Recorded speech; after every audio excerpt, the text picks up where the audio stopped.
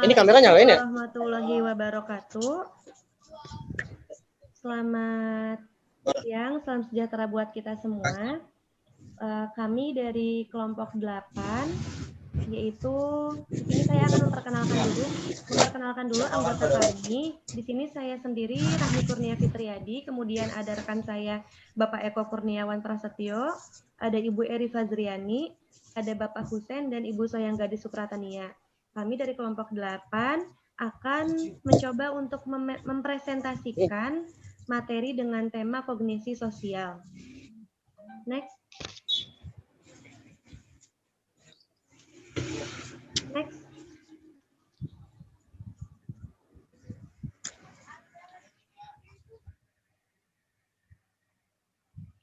Yang pertama di sini pengertian kognisi sosial yang akan dipaparkan oleh saya sendiri.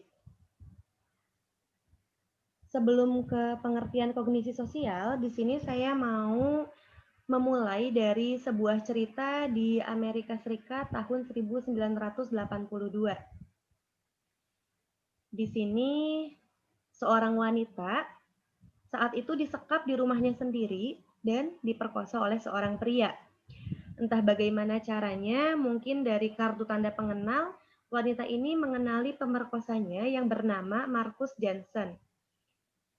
Pemerkosa ini melarikan diri dan wanita ini melapor kepada polisi bahwa telah diperkosa dengan pria yang teridentifikasi bernama Marcus Johnson. Polisi pun melakukan pencarian namun tidak berhasil menemukan seseorang bernama Marcus Johnson.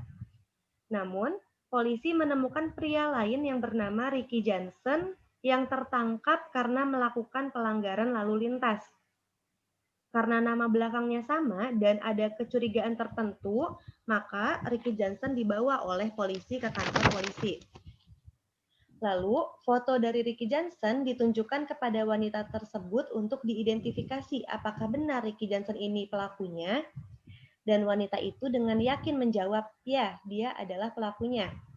Singkat cerita, Ricky Johnson dipenjara. Setelah 25 tahun kemudian, Ricky Johnson melakukan tes DNA forensik dan ternyata tidak bersalah, padahal Ricky Johnson sudah 25 tahun ada di penjara.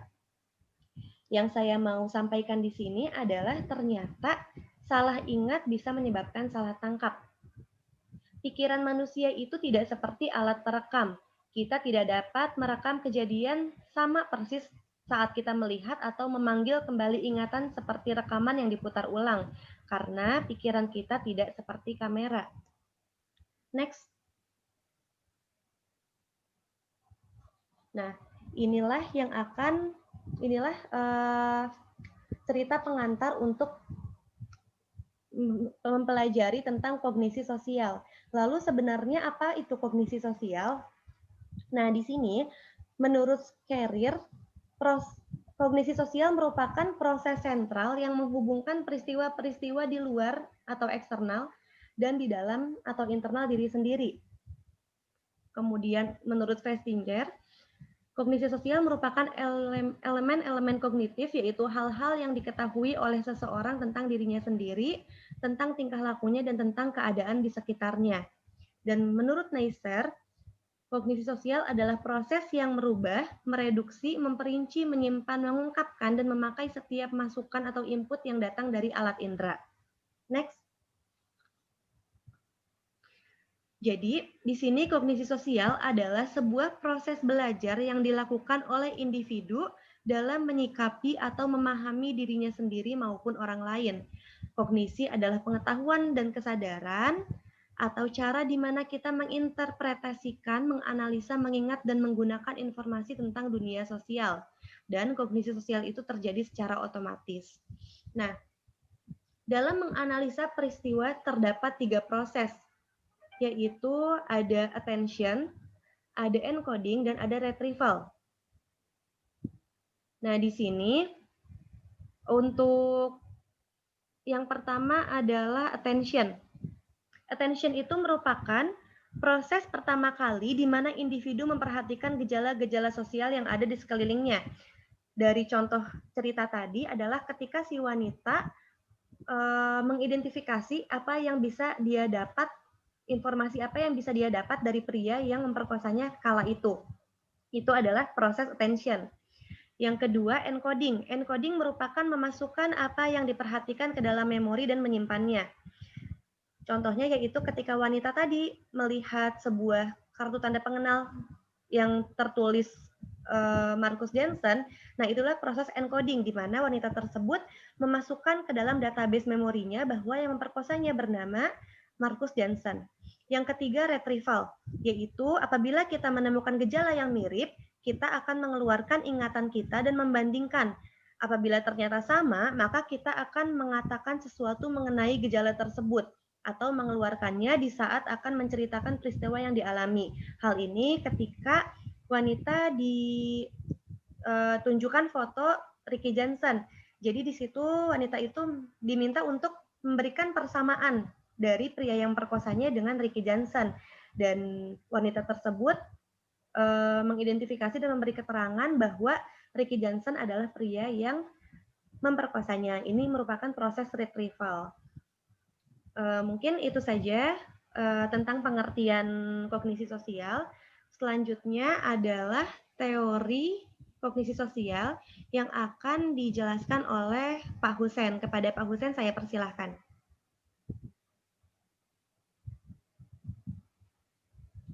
Next, Soy.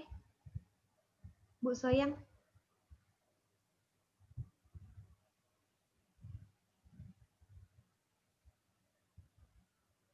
Selanjutnya itu adalah teori-teori kognisi sosial. Yang pertama, apa yang dimaksud dengan teori kognisi sosial? Nah, yang kedua itu kenapa sih ada teori-teori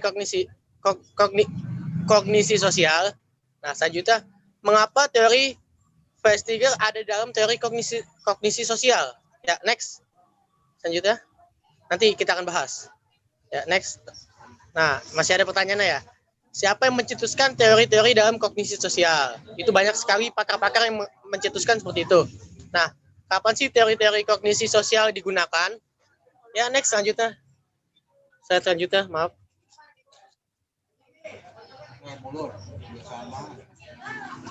Ya.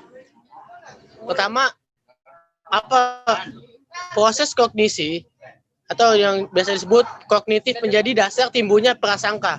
Entah itu prasangka baik ataupun prasangka buruk. Jadi ibarat kata itu sebelum kita melakukan sesuatu kita harus punya planningnya. Nah, yang selanjutnya dengan kemampuan memilih ini berarti faktor berpikir berperan dalam menentukan pemilihannya. Dengan kemampuan berpikir seorang akan dapat melihat apa yang telah terjadi sebagai bahan pertimbangan di samping melihat apa yang dihadapi pada waktu sekarang dan juga dapat melihat ke depan. Jadi ada plan B, plan A, dan plan C. Jadi kita punya rancangan. Ya, next. Nah, sikap ini itu adalah sikap individu biasanya konsisten satu dengan yang lain.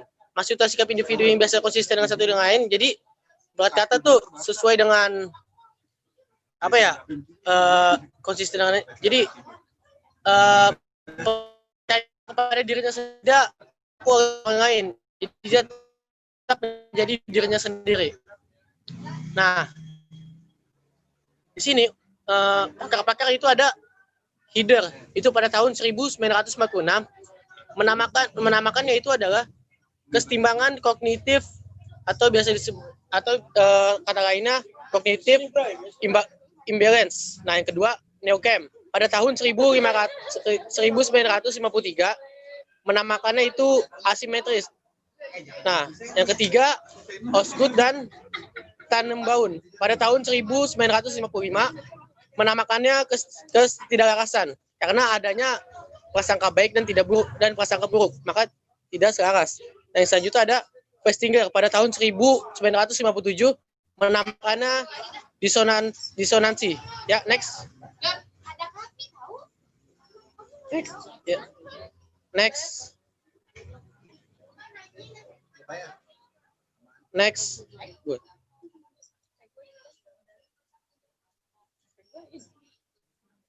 Ya, selanjutnya ini ada aspek dasar dalam kognisi sosial yang nanti akan dibahas oleh, saya kembalikan kepada Bu Moderator. Terima kasih kepada Pak Fauzan telah memaparkan materinya. Selanjutnya adalah aspek dasar dalam kognisi sosial yang akan dipaparkan oleh Bu Soyang. Kepada Bu Soyang, saya persilakan. Baik, terima kasih kepada moderator. Di sini saya akan menjelaskan tentang aspek dasar dalam kognisi sosial.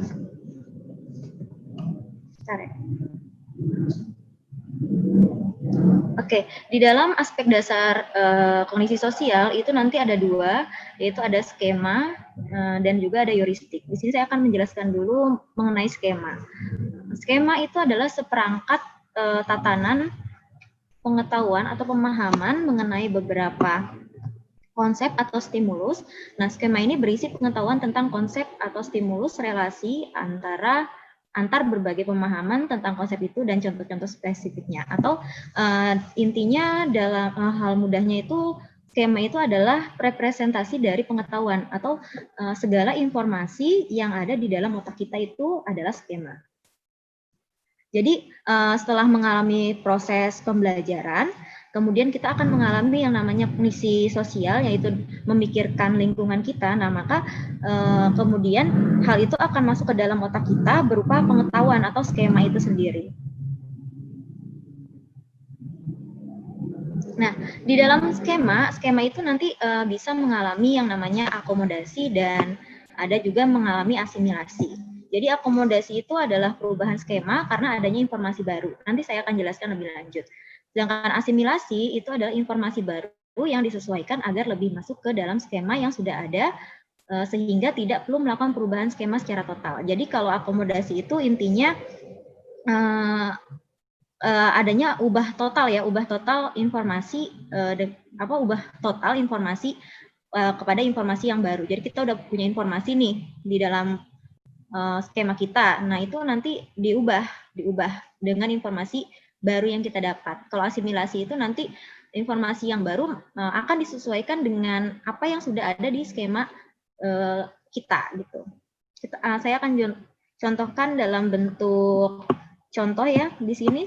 Misalnya kita punya skema nih di otak kita bahwa kita pernah mendengar dari kakak kelas kita jika dosen X itu adalah dosen yang killer di kampus, rajin memberi nilai jelek dan mempersulit mahasiswa. Jadi di skema kita itu mungkin kita dapat skema ini dari kakak kelas kita yang bilang bahwa dosen tersebut itu killer dan ngasih nilai jelek gitu kan dan mempersulit mahasiswa. Nah, apa yang ada di skema kita itu bisa mengalami, kalau kita mengalami akomodasi, maka kita akan ketika kita akan mengambil kelas itu dan ternyata dosen X memberikan nilai bagus untuk sebagian besar mahasiswa di kelas, kita kemudian mengetahui bahwa dosen X itu tidak sekiller itu. Jadi kalau misalnya di dalam otak kita itu, dalam skema itu mengalami akomodasi, maka apa yang sudah ada di skema bahwa tadi dosen X itu killer, memberikan nilai jelek, suka memberikan nilai jelek dan mempersulit mahasiswa, dan ternyata ketika kita masuk ke dalam kelas tersebut ternyata dosennya itu memberikan nilai bagus, maka skema yang kita sudah ada sebelumnya itu akan berubah total, yaitu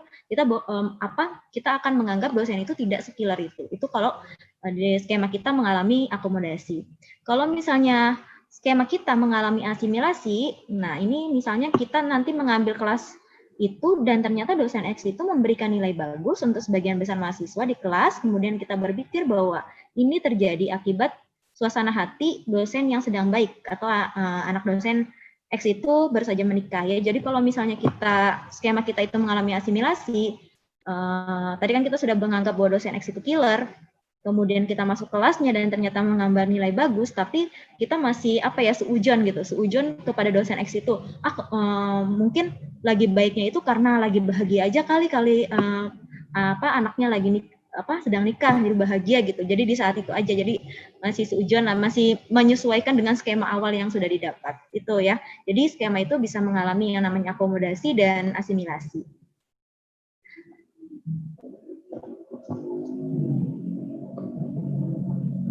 Oke, masuk ke jenis skema. Skema itu ada beberapa jenis. Yang pertama adalah self schemas, yang kedua adalah person schemas, yang ketiga adalah role schemas, dan yang keempat adalah event schemas or script ya.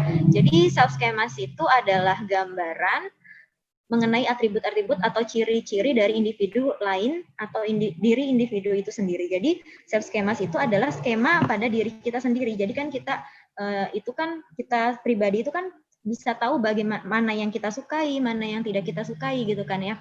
Itu yang disebut self schemas. Kemudian yang disebut person schemas itu adalah schemas mengenai bagaimana seorang individu diharapkan berperilaku terekspresikan dalam kesan pertama kita dalam seseorang. Jadi kalau person schema itu adalah skema kita tentang orang lain. Ya. Jadi bagaimana sih kita memahami orang lain itu seperti apa? Itu person schemas. Kemudian role schemas. Role schemas ini adalah gambaran mengenai tugas dan peranan individu-individu di sekeliling kita. Jadi role schema ini jadi harapan kita terhadap suatu pekerjaan seseorang, peran seseorang yang diambil seseorang. Misalnya seorang pemimpin itu kan kita berharap pada seorang pemimpin itu kita berharap bahwa pemimpin itu bisa melindungi rakyatnya, bijaksana, adil, kemudian gitu ya. Jadi di skema kita tuh sudah tertanam bahwa pemimpin itu seperti itu. Itu yang disebut role schemas. Jadi gambaran mengenai tugas dan peranan individu itu di sekeliling kita. Kemudian event schemas or script itu adalah gambaran mengenai peristiwa-peristiwa sosial yang dialami atau dilihat individu sehari-hari. Ya, jadi ini adalah skema tentang kejadian atau yang biasanya muncul. Misalnya kita punya skema bahwa orang yang jatuh dari motor, itu biasa saja dia karena tidak naik motornya tidak benar gitu, misalnya ngebut gitu.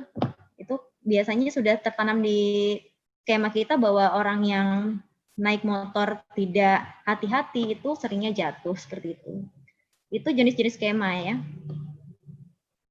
Nah, skema ini mempengaruhi tadi attention, encoding, retrieval yang mungkin sudah dijelaskan oleh Bu Rahmi. Jadi, skema itu akan mempengaruhi yang namanya attention. Attention itu sendiri kan informasi yang menarik, informasi menarik itu akan menarik skema, maksudnya informasi yang sesuai dengan skema kita itu akan lebih mungkin diperhatikan atau tidak diabaikan gitu kan. Jadi skema itu seperti filter yang menyaring informasi yang sebelumnya kita sudah harapkan gitu. Itu jadi skema itu mempengaruhi attention itu seperti itu. Kemudian skema ini mempengaruhi encoding itu jadi kan tadi kita sudah awal punya skema ya, skema yang menarik yang sesuai dengan yang kita miliki gitu kan, itu akan lebih menarik perhatian kita. Nah, jadi informasi yang sesuai dengan skema kita itu biasanya masuk ke dalam ingatan jangka panjang. Nah, itu sama halnya dengan informasi yang akan ada di memori jangka panjang kita gitu. Jadi informasi yang berbeda dari skema kita itu biasanya lebih kuat dibanding dengan apa yang sudah ada di skema kita. Misalnya contohnya ketika kita pergi ke dokter, kita kan punya di skema kita kan kita sudah tahu nih bahwa dokter itu misalnya rapi, bersih, kemudian serius gitu kan. Pokoknya berwibawa dan lain sebagainya. Terus kemudian kita ke rumah sakit dan kita menemui bahwa dokter tersebut joget-joget, itu kan berbeda banget ya, berlawanan sekali, bertolak belakang sekali apa yang sudah ada di skema kita gitu, skema pada umumnya seorang dokter. Nah dua hal ini akan ada di memori jangka panjang kita yang biasanya kita akan terus mengingatnya gitu ya. Itu contohnya. Kemudian retrieval ini juga skema juga mempengaruhi retrieval. Jadi retrieval itu adalah bagaimana jadi retrieval itu proses mengingat kembali proses yang tersimpan dalam memori. Nah, jadi misalnya ini kalau dari sebuah contoh ya. Jadi ini pengalaman saya waktu dulu SMA. Jadi waktu guru IPA saya menjelaskan tentang kenabian itu ya, menjelaskan tentang sifat-sifat Nabi, ciri-ciri Nabi, bahwa Nabi itu tidak pernah salah. Terus ingatan saya itu kembali muncul ke masa saya SMP waktu itu. Saya pernah baca-baca buku tentang kenabian dan ternyata di situ ada kisah tentang kesalahan Nabi Yunus ya, kesalahan Nabi Yunus. Jadi kan Nabi Yunus itu ceritanya itu kan dia ditelan paus gitu kan, karena gara-gara ditelan paus, diselamatkan oleh paus karena Nabi Yunus itu membuat kesalahan karena kan menyerah dengan kaumnya kemudian kabur, nah kan gitu kan. Nah ini tentunya guru saya yang sebelumnya yang menjelaskan ciri-ciri dari kenabian itu kan berarti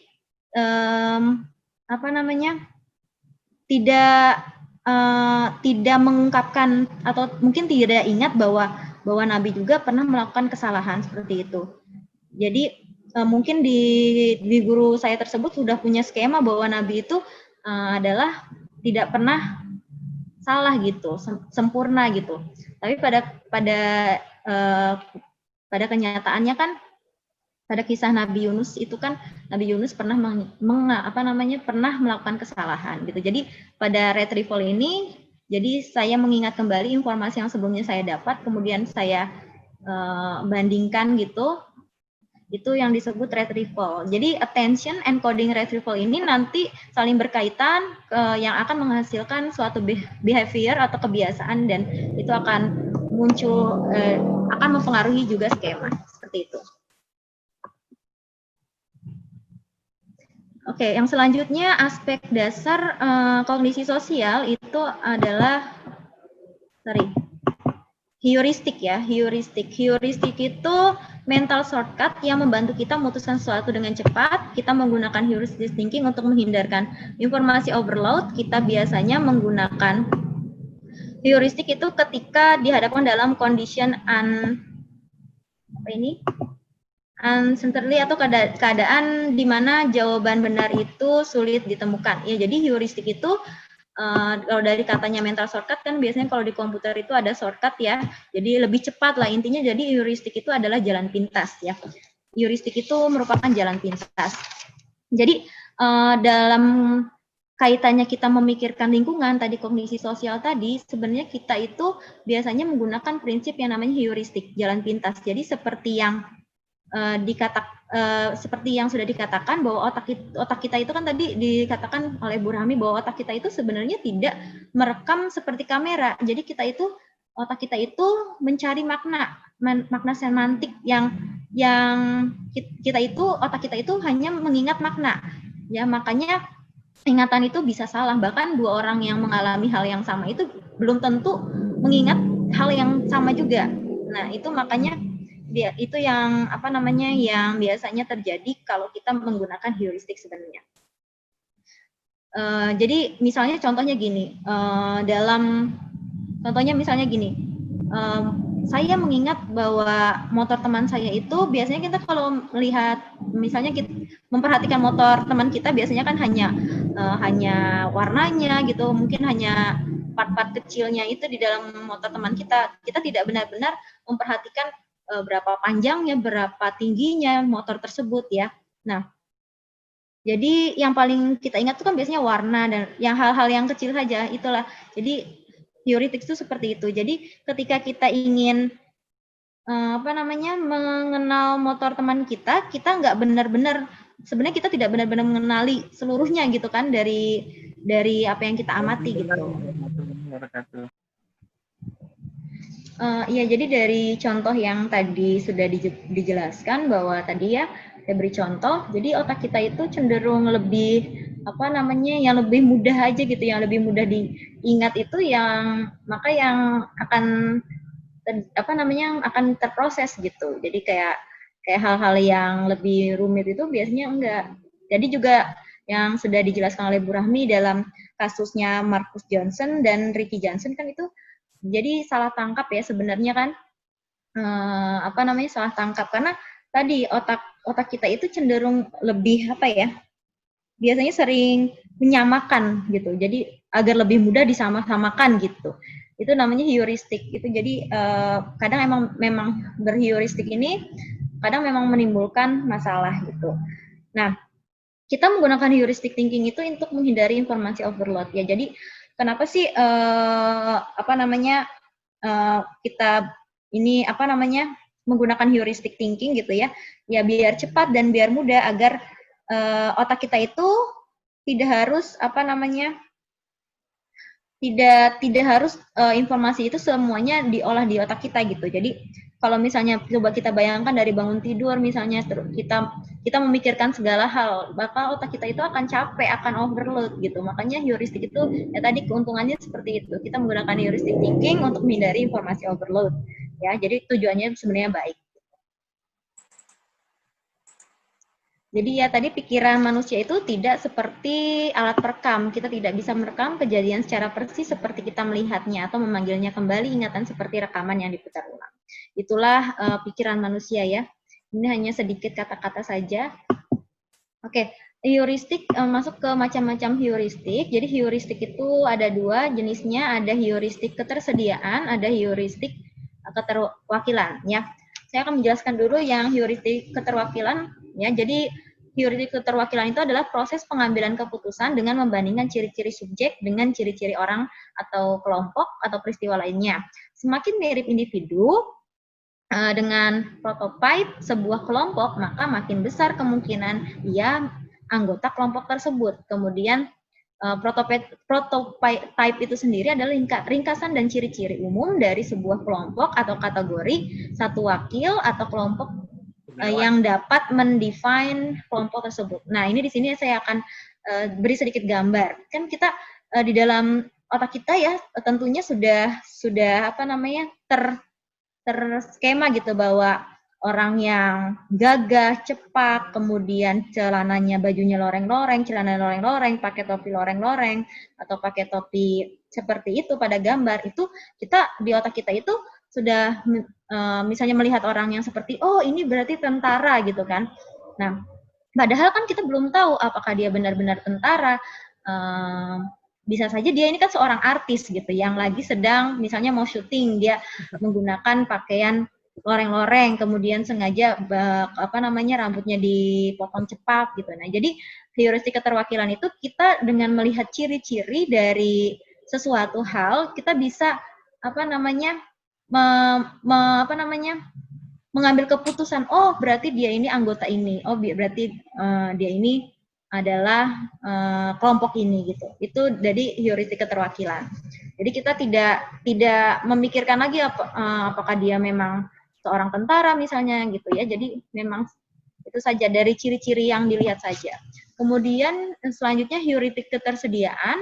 Heuristik ketersediaan itu adalah sebuah strategi untuk membuat keputusan berdasarkan seberapa mudah suatu informasi yang spesifik dapat memunculkan dalam benak kita. Ya, jadi di sini ada gambar ya. Jadi misalnya di dalam otak kita itu tersedia informasi itu bahwa lebih tersedia informasi bahwa banyak terjadi, kita sering nonton TV misalnya lagi baru-baru ini nonton TV banyak terjadi kecelakaan pesawat terbang. Nah, kita tuh misalnya mau pulang kampung dari melihat informasi tersebut tadi kecelakaan pesawat terbang. Dari situ itu akan mempengaruhi keputusan yang kita ambil dari mudik tadi, misalnya kita akan lebih menggunakan misalnya kendaraan umum atau kendaraan roda 2 misalnya motor gitu. Padahal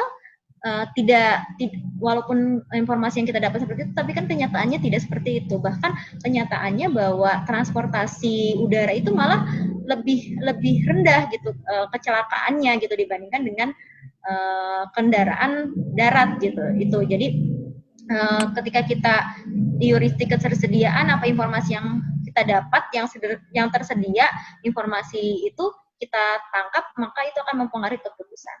Oke, mungkin itu yang bisa saya jelaskan. Saya kembalikan kepada moderator. Terima kasih. Baik, terima kasih kepada Bu Soyang yang telah memaparkan materinya. Selanjutnya, saya serahkan kepada Bu Eri dan Pak Eko yang akan mencoba memaparkan materinya. Silakan Bu Eri Fajriani. Oke, baik. Di sini saya akan menjelaskan tentang sumber potensi yang dapat menimbulkan kesalahan dalam kognisi sosial. Ada 6 sumber potensi yang dapat menyebabkan kesalahan dalam kognisi sosial. Di sini saya akan mencoba menjelaskan 3. Yang pertama yaitu bias negativitas. Dari hasil penelitian menunjukkan bahwa kemungkinan informasi negatif itu akan menonjol dalam ingatan kita, dan karenanya dibandingkan dengan informasi yang positif. Satu informasi yang negatif itu akan memberikan pengaruh yang lebih kuat. Hal inilah yang disebut sebagai bias negativitas, yaitu hal yang mengacu pada fakta bahwa kita menunjukkan sensitivitas yang lebih besar pada informasi negatif daripada informasi positif. Contohnya, di sini ada gambar seorang pria yang penampilannya bisa kita katakan urakan. Nah, biasanya orang-orang yang ada di sekitar itu akan menilai pria tersebut itu pasti sering terlibat kasus kriminal dan kejahatan umum.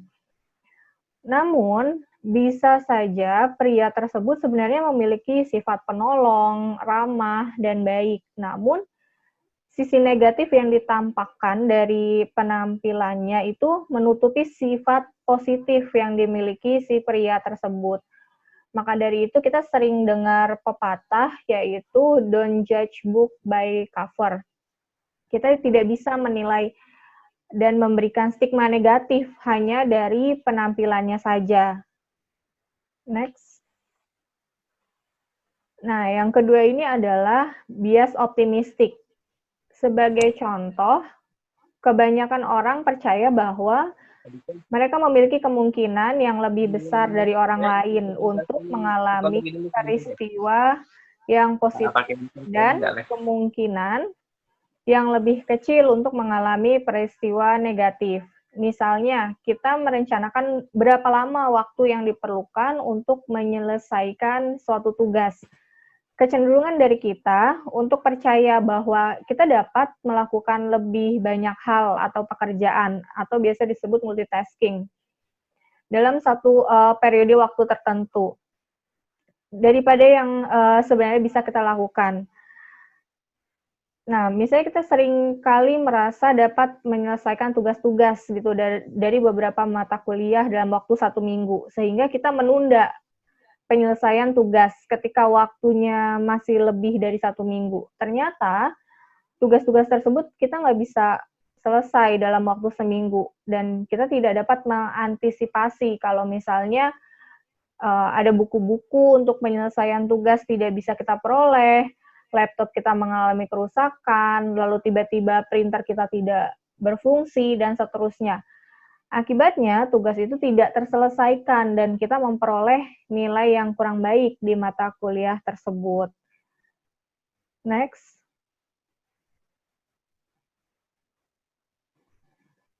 Nah, yang ketiga yaitu adalah pemikiran kontrafaktual.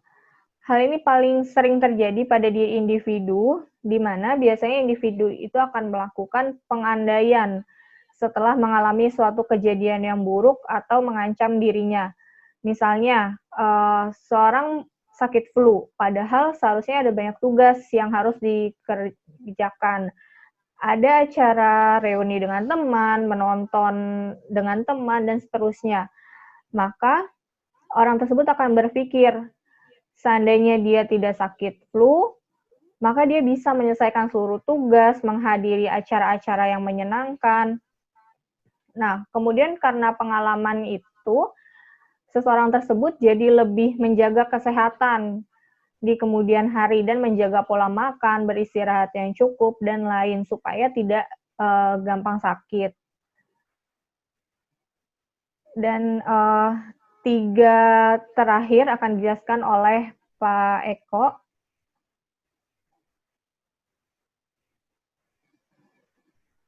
Silahkan untuk Pak Eko.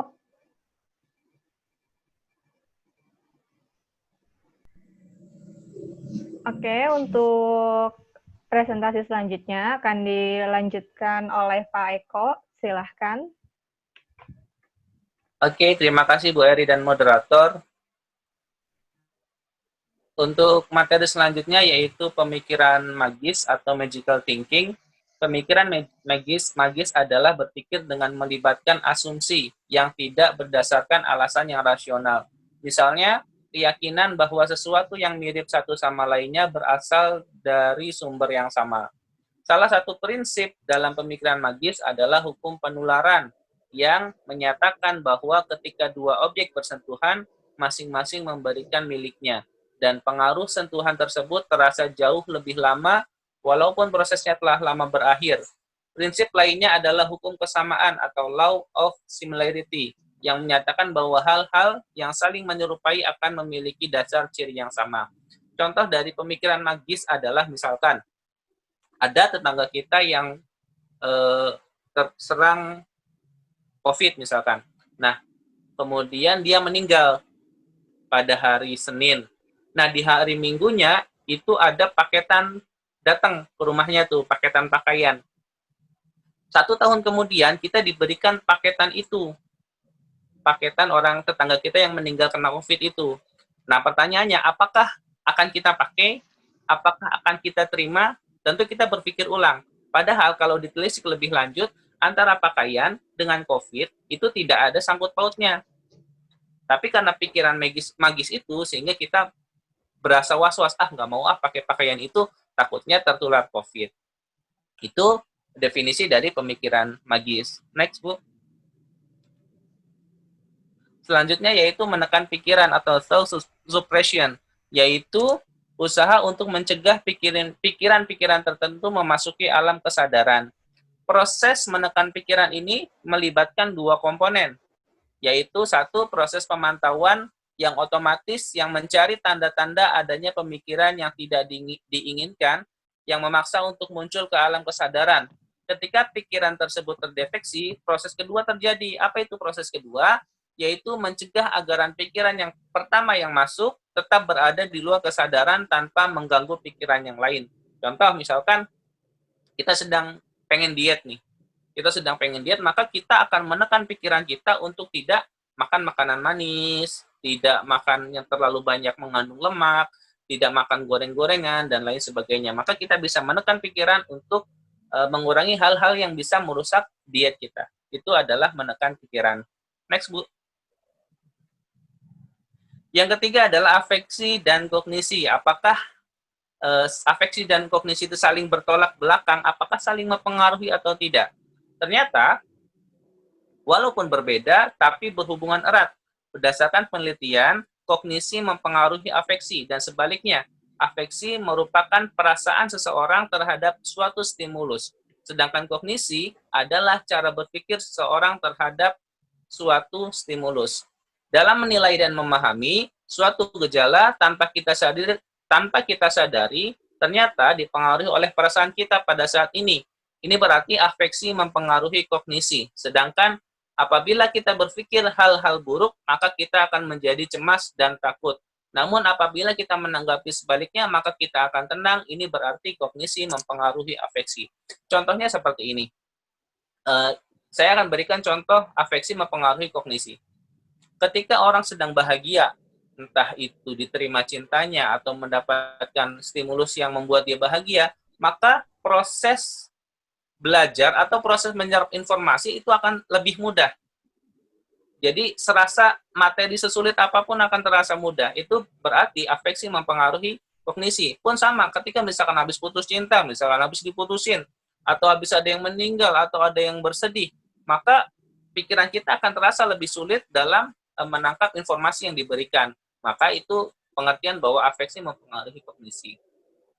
Sekarang contoh yang kedua adalah kognisi mempengaruhi afeksi. Misalkan kita dapat berita bahwa di kota B misalkan banyak terjadi kriminalitas, banyak terjadi begal, banyak terjadi penjamretan, pencurian, dan lain sebagainya. Maka ketika kita akan memasuki kota B tersebut, kita akan merasa was-was. Karena pengetahuan yang kita peroleh, informasi yang kita peroleh, mengharuskan kita untuk berhati-hati ketika melewati kota tersebut. Itu berarti kognisi mempengaruhi afeksi. Oke, mungkin demikian saja presentasi dari kelompok kami, kelompok 8, mengenai kognisi sosial. Untuk pertanyaan dan diskusi nanti kita akan lanjutkan melalui grup WhatsApp. Saya mewakili teman-teman yang lain memohon maaf apabila dalam penyampaian kali ini banyak kekurangan, banyak kesalahan. Terima kasih. Billahi taufiq wal hidayah. Wassalamualaikum warahmatullahi wabarakatuh.